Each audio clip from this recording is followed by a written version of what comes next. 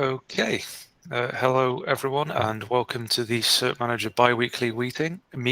It's the 22nd of September 2021, and we've only got a couple of items on the agenda today, so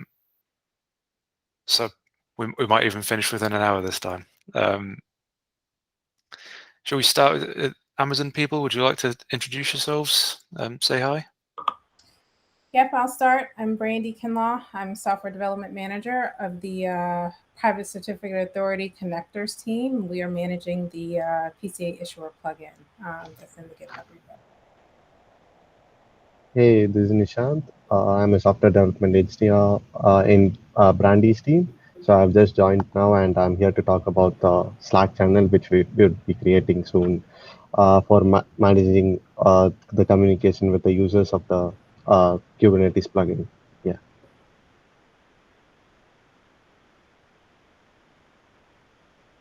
And Hamid-Hassan and Varun, they are both on my team. You guys want to introduce yourselves?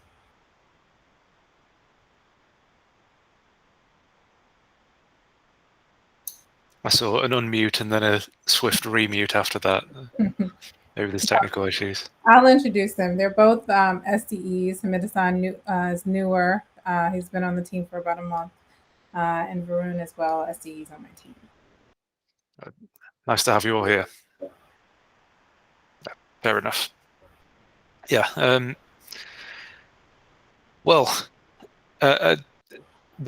rest of us that are on the call, we're all JetStack employees working on cert-manager. We're all software engineers. Not a great deal to say about it really beyond that. I can see there's a third item being added to the agenda. Would yous from Amazon like to go first, perhaps? Sure. So I'll tee this up, and Nishant, you can kind of take over. So we are trying to figure out the best ways to basically speak to our customers or users of the plugin if there are issues or if there are any new releases. If we want to communicate, just whatever. And so we know that there's a Kubernetes, Slack workspace. And so we were thinking about creating a Slack channel in that workspace. And Nishant, you want to go ahead? Yeah.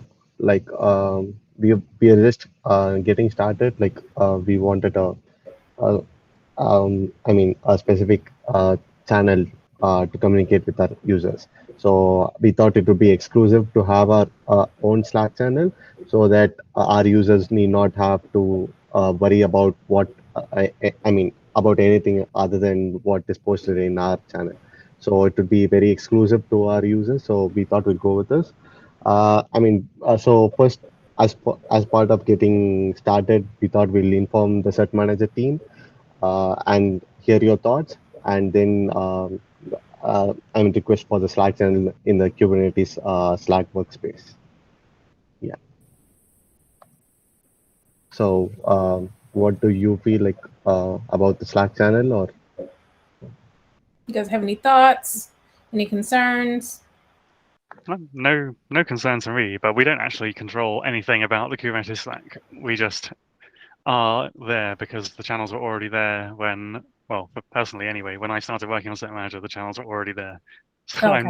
I'm not actually sure how you would be able to create one, right? Or even who is in charge of the Kubernetes Slack. I can speak to that. So let me try and find the repo. It's CNCF. I guess it's CNCF by default, but it's a GitHub repo that has some kind of cool, crazy automation around it. So to get on it, you basically just need to open up a pull request to add it to the JSON, or I forget how it's configured. And then it's quite simple. You just say, in this case, would be like, we're a cert-manager, we have this plugin, we want to separate concerns, build a community around it, kind of thing, and just kind of give motivation behind it. But it's a fairly simple process. But I'll grab the links and pull it all together. Okay. Yeah, I went over them, and So it was a very pretty simple process. Like I haven't started yet, but we need to have a pull request. We have to give all the information regarding the Slack channel name and all the stuff. So once the pull request is accepted, it is automatically created using templates. I mean, they use templates, I guess. So once the pull request is accepted, it is automatically created. Yeah. Okay. So you have all the information you need then? Yeah. Okay. So I think we're good. We just want to let you guys know, especially since cert-manager was in the name, so you weren't alarmed and thought, I don't know, someone created a random channel. I'm sure you'll see a few of us lurking in that channel as well. Yeah, sounds good. Well, That's great. it. Thank you for letting us know. Yeah, I think the only thing that might technically happen is that the CNCF owns the trademark for cert-manager, but I don't think that's a big deal. Just to have the names, just have cert-manager in the name of something shouldn't be a big deal. It's just maybe something to think about. Okay. Do you think that we should take cert-manager out? No, I don't think so. I just think Okay. they might bring it up. I don't know. Well, Okay, if they maybe do- not. If they do, we have no problem changing it. I mean, it's useful for users, right? It's a cert-manager issuer. Right. Yeah. All right, that's it for me. Yeah, looks good. Looks like a reasonable name to me. Yeah. Well, as I say, thank you for letting us know.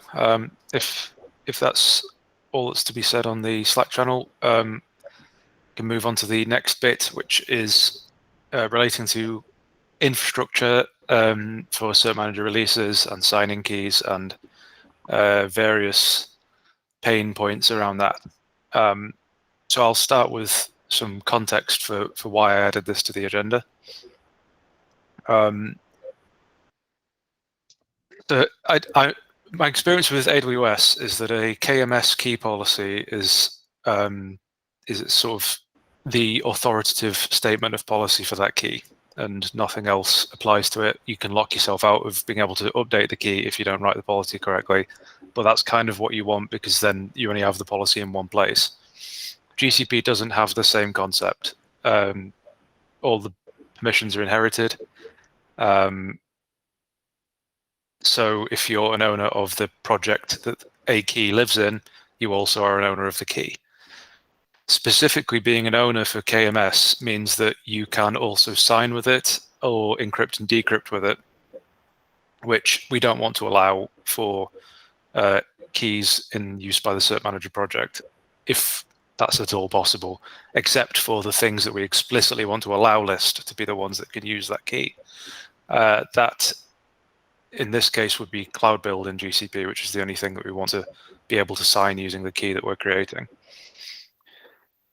So that's the permissions overview. The landscape in the cert-manager release infrastructure at the moment is we have a project that lives under the JetStack organization, which contains everything in theory that we need to do a release, which in practice is a Cloud Build jobs, a bucket to store staged release artifacts in, and the new signing key as well. Though currently we all have owner permission on that project, which gives us essentially God mode to anything within that project. There's also a piece of automation called Atlantis, which is sort of JetStack uses internally to manage infrastructure. And that also has owner permission on the project because it creates the project. It's defined as the thing that makes it. The project is defined in Terraform, and Atlantis is the thing that uses it. So the issue is, first of all, that we all have permission to sign using that key, even though we don't want that permission because we're owners. That's easy enough to restrict because our permissions in that project are defined in the Terraform template itself. And I have a closed source PR to change that Terraform internally, which will do that. The Atlantis service account, I nearly used the AWS terminology. The Atlantis service account however, also has permission to sign using that key, which adds a huge backdoor where anyone who has access to that service account can then sign cert-manager release artifacts. I raise this with an eye to hopefully getting a path forwards decided, and it may be a short conversation, it may not. I guess first we need to decide if it's acceptable for Atlantis to have these permissions. I don't think it is. I'm not sure that that's going to be a controversial position to have. I don't think we can allow this service account to sign using our signing key. It's just not a thing we can do. No one's objecting. I'm going to take that as being that's agreement. I think that's uncontroversial. I think it's also uncontroversial that none of us should have permission to sign using that key either, which was never on the table anyway. The question then becomes, what can we do about it? The infrastructure team within JetStack have been working with me on this. It's a little bit slow. It's technically possible that we can remove these permissions, the owner permissions from Atlantis, and then still use it and be part of the JetStack org with all this. That would be a scary change to make. I think once you've used the owner permission once, it's kind of this growing nebulous thing that encompasses everything. And I can see why people would be nervous changing the permissions for this thing, because it could break all deployments of infrastructure changes. Still, I think it's a tractable problem. Another option is that we just sort of move everything, maybe have a new folder within the org or something that just lets us be separate and remove Atlantis entirely. And we would end up presumably still using Terraform, but managing the changes to that ourselves, or creating some process by which we do that. Maybe there's other approaches we can take. A lot of this I've kind of discovered today and then not had much time to write this down or anything because I was preparing for other stuff. But I guess I'm interested in people's thoughts on what we should approach here. And I'm wary of the risk that I could end up shaving a great deal of yaks trying to get this signing stuff done. I'm mindful of that, but it may be that the yaks are too hairy and need to be shaved. So what do people think?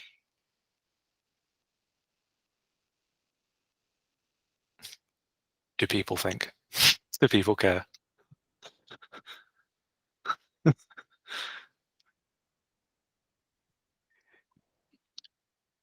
Yeah, I guess we all care. It's just we can't decide on the appropriate amount of shaving. It's a tricky one, right? I guess in part, my motivation for raising it is that it's on the record and in a video that we'll be able to refer back to. I suppose question one is the long-term goal that we do manage our own Terraform. Is that a thing that we want to, a place we want to get to? I think probably it is, but I think it is as well. There is a cert-manager release infra. I mean, there is a cert-manager infra repo in the cert-manager org, which is just used to spin up infrastructure for our AWS end-to-end test. And we could start to move all of our release infrastructure into it as well. that's the stuff that Ash did in his Yeah, and there's Google Summer Summer of of Code, Code. that's this repository. And yeah, and it would be, I think it'd be a good idea just to get it out of like internal private JetStack infra, just in the spirit of being a community-driven project. But that's not the answer to your original question. I mean,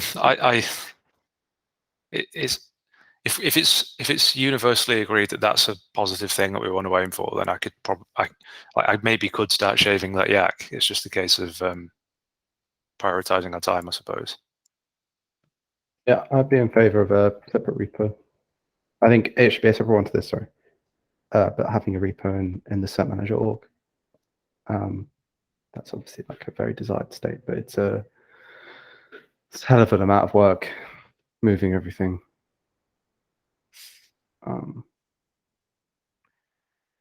But maybe it's one of those things that has to happen at some point. So. If we're, I don't see an easy stopgap unless the infrastructure people within JetStack are going to turn around and say, "Oh yeah, we've removed all these permissions and everything's happy now." Like if they're just going to magically fix it for us, that seems like the only stopgap that will work. Well, I think no, not really. Is the stopgap just doing the key stuff first? Is that a thing? Does that even make sense? Just I generate build some kind of boilerplate kind of GitOps Terraform stuff, and then just include the things that we care about today, which is like the key signing key, the Google project, yeah, that kind of stuff. I mean, that is doable. So we would have presumably actually just the key and the IAM sort of authorization to allow us to manage the key but not sign with it in a separate project, and then cross account or cross projects we would call that key. Yeah, that's why I stuttered, because the Cloud Run thing would still be in JetStack Infra, which means that the key would still be in JetStack, or access to the key would still be in JetStack Infra, unless we also ported the Cloud Run bit, which again is more work, but it's less work than doing everything. One part of the machinery is who owns the Google account, like the admin account, and what credit card's it on. I would assume that CNCF might have an answer for this, or they might be able to supply something for this.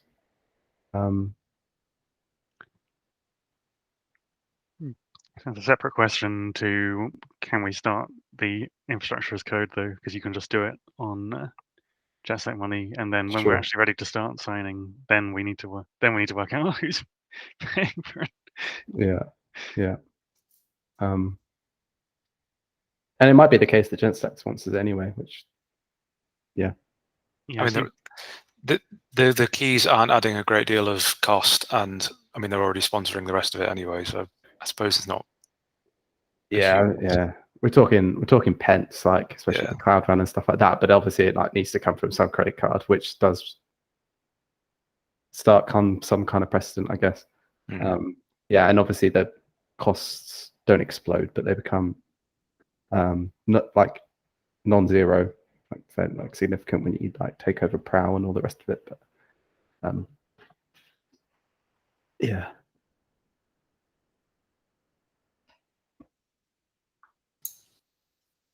I guess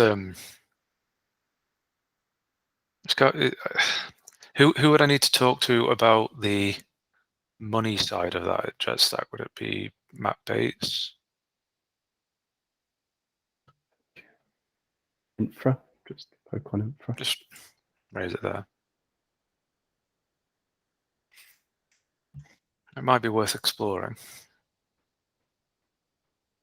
And I don't necessarily think it's a like a showstopper, but it would be nice to have the Google account owned in CNCF in some way. I don't necessarily know what that means, but I just say it now because a Google account needs to be registered to an address, and it needs to be registered to a person, I guess, or a physical address. I think so, or at least I assume it needs to be kind of tied to some kind of entity, some kind of.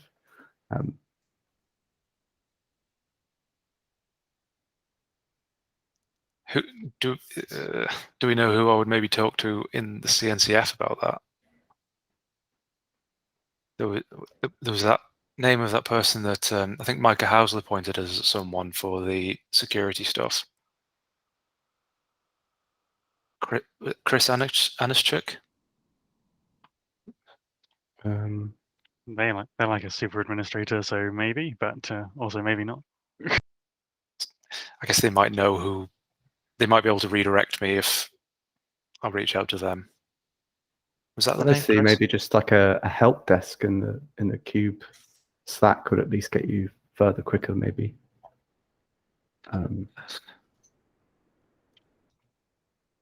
Help.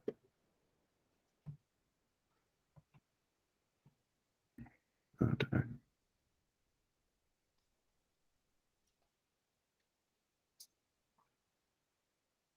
don't know. I don't know how to.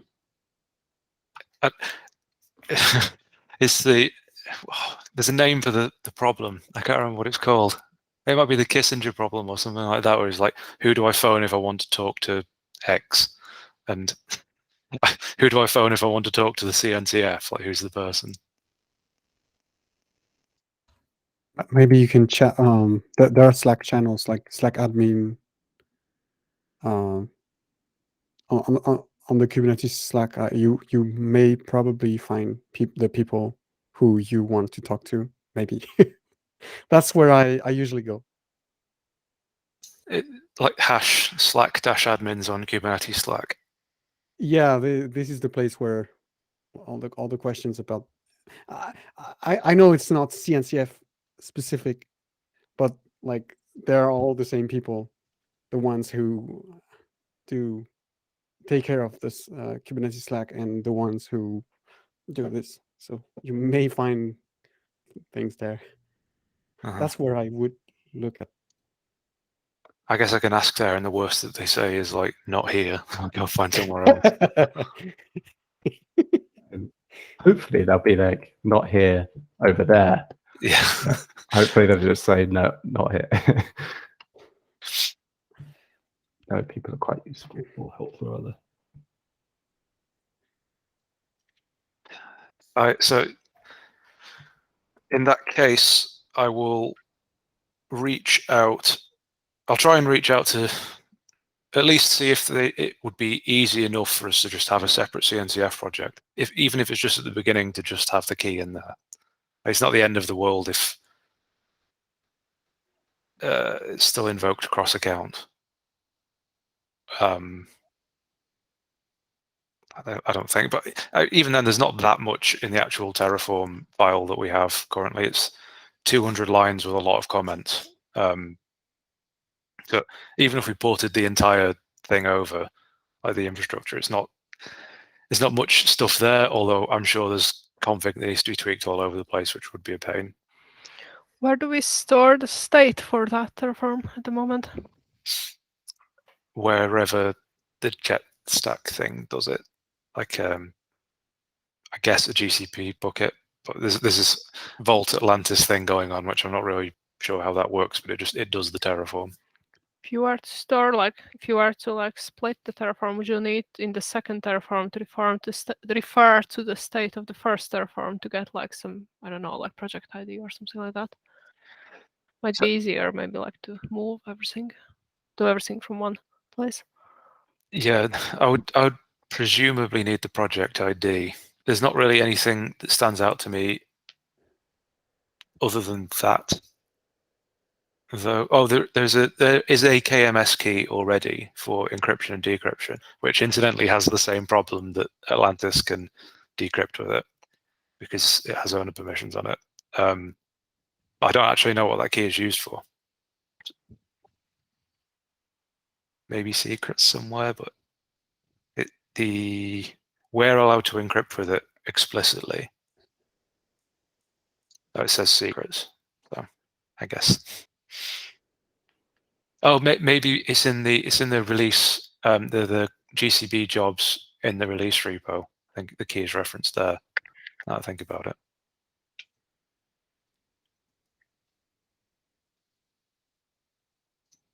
I confirm if I do remember seeing it. No, maybe not. Oh no, there you go. So in there, for example, it's referenced. So it's the encryption key for our GitHub token and Docker config.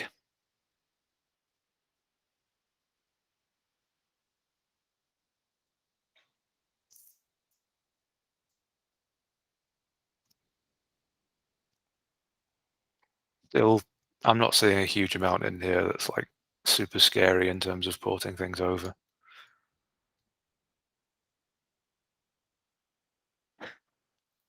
I guess before I commit to shaving the yak, I'm going to work out how hairy the yak is and then go from there. So I'll try and reach out to some people and see how much work will need to be done. And go from there. I mean, it's clearly not acceptable to have Atlantis able to sign using this key, so that's off the table. I'll make some progress with that. And as a quick aside, is the Kissinger question that I was thinking of. That I got the right person. So the next thing on the unless anyone has anything else to say about signing, apart from good luck to me, the last thing on the agenda is to backport or not to backport. There's no name, but I'm guessing Josh. Yes, I put that there. Feeling is, if we don't make a decision now, then we won't backport it, which is fine. It's a fine outcome. But I feel like it's dragged on a bit now. It's been brought up multiple times, so kind of need to make a decision about it. It's unfortunate that Rich isn't here because he's actually against backporting it, which skews the results of if we were to poll now. Do we risk breaking people with this backporting? Not that I can see. We replaced one API call with another API call where the one we replaced it with is used elsewhere. Yeah, so we wouldn't break anyone. Certainly not with any known Acme servers that are currently in use. Yeah, and any Acme server that doesn't support this call just isn't compliant. So I wish we could do alphas for like backporting. yeah, so that PR is part of the 16 Alpha 0 release. So it is publicly available. Whether people use alphas or not is another conversation, obviously. The thing, why wouldn't people just upgrade to 1.6, which is not that long in the future, if they have this problem? Like, I'm not against backporting it. I just, like, is there any point? Yeah, I had this thought yesterday. Speaking to James, like I was kind of contemplating why we backport stuff anyway. Like, what is the point? And I feel like I've completely reversed my position that I had like 3 months ago or whatever it was. What is the point of us backporting stuff? Like, what value are we giving? Because it's more work for us, but I don't necessarily see the value that we're giving. Again, I think it makes sense in the context of things like Kubernetes itself, where they do have lots of APIs and they move a lot, and there are breaking changes, and there's a lot of machinery going on with the upgrades. But with cert-manager, our API doesn't change anymore, and our API is safe to upgrade from. At least we have end-to-end tests for it, and we don't foresee any kind of big changing API or big API changes coming forward. And I kind of feel like now maybe there isn't a point of backporting most stuff, just to what we currently have, and to yeah. So going well. Do you mean operations team would have to upgrade every 2 months in order to keep their cert-manager bugless, bug-free? Yeah, but they have to do that anyway, right? Mechanically, yeah, but right now it's like every 4 months. But if you do, it's even more, because yeah, it's every 4 months if they want the. Yeah, is that correct? 4 months? But if you do not support, yeah, like critical bugs, how would you fix them if you didn't support the latest version? So I'm saying we would. So we'd support 1.5, but not 1.4. So the one benefit I see of supporting 2 versions is that we increase the range that, like the number of months that a team needs to. You don't want to do that every 2 months. I don't. Yeah. That's why I would see a benefit at keeping this. My counter argument is that say a user's on 1.4.2, let's say, and we've just released a bug, or we've just fixed a bug, let's say today, and because it's a bug, we're backporting to release 1.4, and then we decide to release a 1.4.3. That user needs to upgrade cert-manager anyway. They need to upgrade from 1.4.2 to 1.4.3. So why don't they just upgrade to 1.5? This is not an upgrade. This is not an upgrade that needs upgrading. Like the only thing they need to do is upgrade. I mean, just update the version, and they can expect no change on their like manifest or anything. Yeah, but that isn't always strictly true, right? There are bugs that happen where we change the deployment manifests, or we change something in some configuration somewhere. These would be classed as bugs that we would backport, that we would kind of assert that users should upgrade to. Should we ask the SRE team at Jetstack just to know how people using, like how companies are, like what they feel about this? My feeling is it's one of the two. It's either no, there's 3 classes of users. You have a class of user that will add notifications to GitHub and install all the alphas and things like that. I think you have a second class of user which maybe has notifications on GitHub, or might have pings or regular alarms to regularly check versions and keeps their software up to date. And then you have the third class of user that installs something once and then a year later was like, oh, I wonder what's going on with the cert-manager project. You kind of just installed it and it works. Then you have a look, oh, I'm 6 versions behind. I need to update it. But maybe that's totally off. I think with something like patch releases, like we should make them in such a way that you can specify in your pipeline that your current version is 1.4x, and if 1.4.3 gets released, they automatically upgrade to 1.4.3. I think it should be that way, and like that would be the main benefit, because you can specify 1.4 once and it will just automatically upgrade, and you just make sure that you're on a supported version, so you don't need to. Yeah, it's true.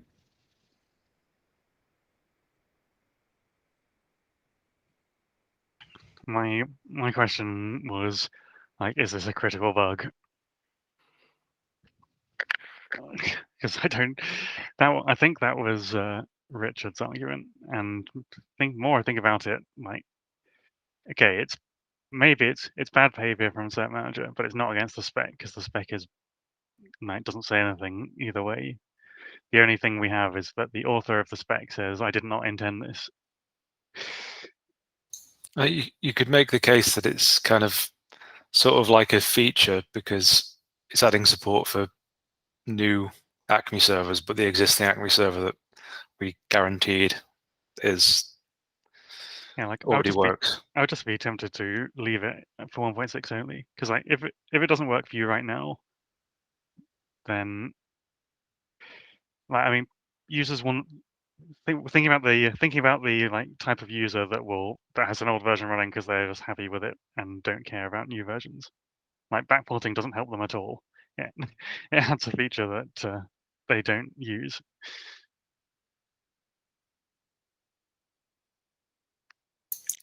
Are people asking for it to be backported? Is that happening? Question.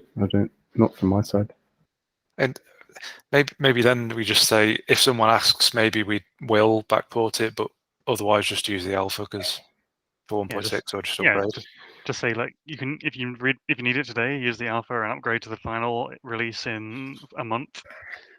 when it's like, what are we going to do? I don't think like backporting it specifically is just a waste of time. Yeah, the user that did was requesting this quite a lot. It was quite critical for them. I kind of end of the thread was that I explained the situation. There was a disagreement on whether it should be backported or not, and all this, but it is released as part of an alpha, so it can be used today. But that had no response, which, whatever. But like, it does feel like, you know, silence speaks 1,000 words or whatever. Well, you think they're just using the alpha and are happy with it? Or conversely, they're not very happy with us and so gave up talking to me or something. But maybe that's But the being silly. 1.6 is only 1 month ahead. Less than 1 month. So yeah, it's a long time. I think that's a long time for some users, to be fair. Okay.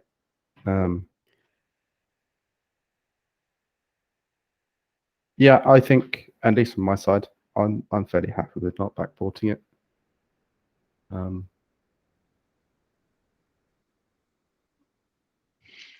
Wait, did we say yesterday that we were going to backport it? I remember it's like a thread saying yes, I'm happy with backporting, and now we're not.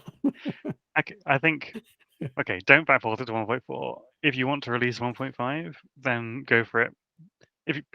Basically, we have to release a 1.5 for this ingress class. Actually, no, we don't. It's the same argument, basically. It's the same argument that if it's broken for someone and What, it was what broken is for the someone. ingress class thing? That was the bug that instead of setting the new ingress class field on v1 ingresses, it was still using the deprecated annotation, and that's technically not allowed, even though nginx ingress consumes it fine. So our end-to-end tests still worked. The thing is, though, sorry. So I fixed that and put it in the backport queue, but then again, it's the same argument. Like, it's in 1.6. Does it? The thing is, though, we spent a lot of time writing a policy about our release process and backporting bugs and things like that. If these two things aren't constituted as bugs, you know, what is a bug, and is the policy that we wrote X number of weeks ago no longer valid and needs to be rewritten?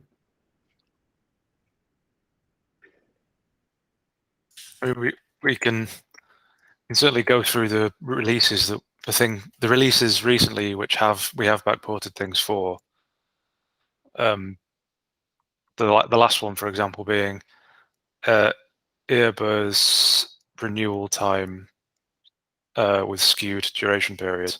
I think that qualifies to me as something that we would backport. It's a bona fide bug that was affecting people, and people had raised it and asked about it. A showstopper. Yeah. It's like the world wasn't on fire, but it was definitely worth fixing, and like things are better for having had it fixed.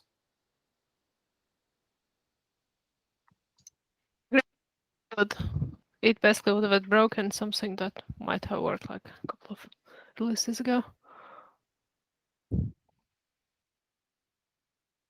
Yeah, so maybe that's a good thing for the policy. Like, if behavior has got worse, then we should backport the fix. If it hasn't got worse, then we should keep it for the next release.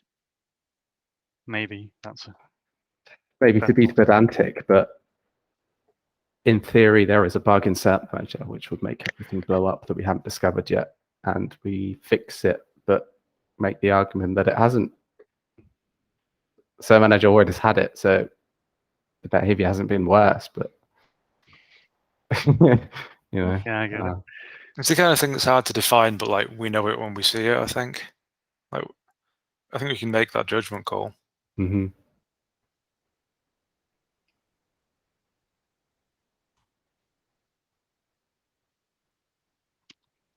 Certainly, I don't think it's at all unreasonable to say we're not going to backport the Acme thing.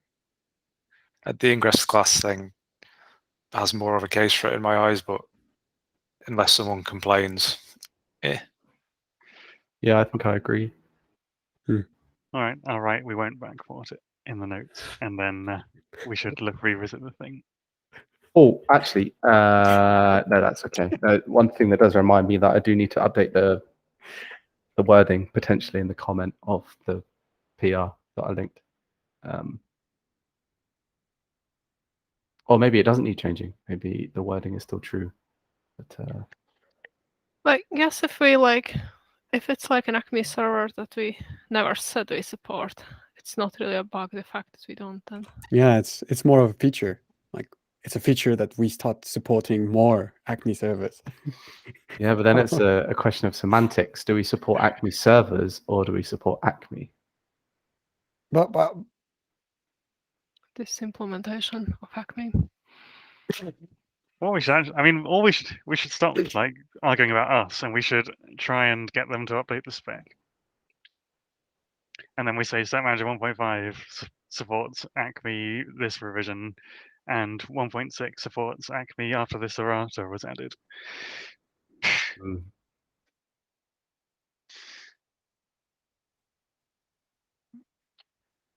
And there is still a disagreement on the Acme spec, right? Richard wants to change things. Well, I'm happy for him to fight that. So just Me remind too. him, Yeah. remind him tomorrow. Say try and get the Acme spec updated. Yeah. It won't be updated. It will just be a errata note. Like there are a few errata notes already.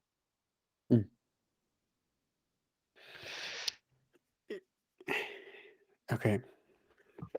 I put it in the notes. It is final. So, sounds good to me. Does anyone have anything more to say on backporting?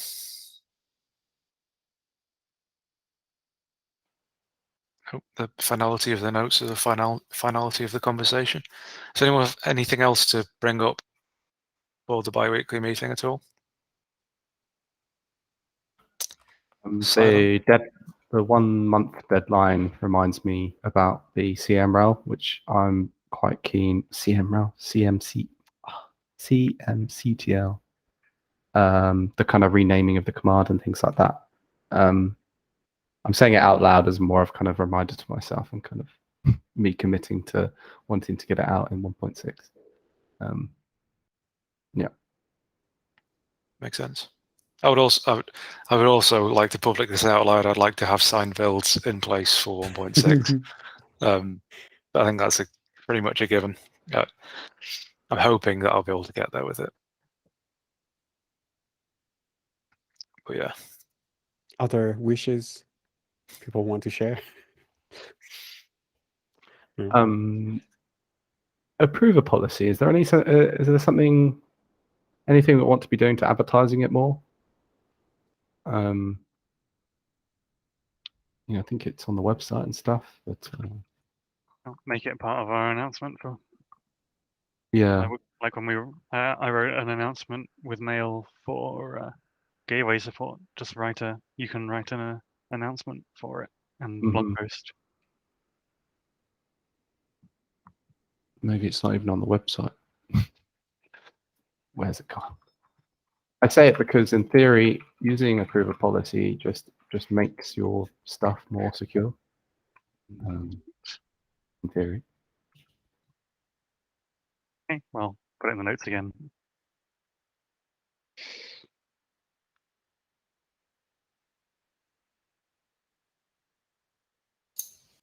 Cool.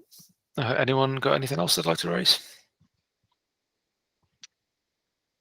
I reckon for the first time in a while, we might get some time back. So I will call it there.